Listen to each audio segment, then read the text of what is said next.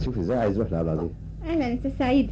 اهلا بيك يا فندم. دقيه الحلوين دي بنوته لازم لا جميله خالص. لا ولد ولد. وده وده برضه ولد. اسمهم ايه؟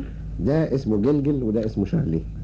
ده نوعه اسمه ايه؟ جريفون ده جريفون. وده نوعه ايه؟ وده كنيش. كنيش انه اذكى.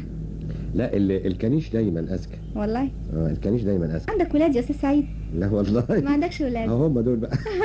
بتنزل تفسحهم بنفسك يا استاذ سعيد؟ ليه لا، لما اكون ماناش لاقي حد انزلهم انا.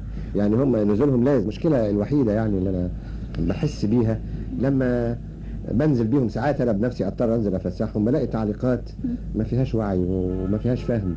يعني مثلا الناس بتفتكر ان اللي عنده كلب ده يعني لازم يكون يعني انسان يعني بقى بيروقراطي قوي وغني قوي، وده مش صحيح ابدا. لا طبعا ابدا ابدا ابدا.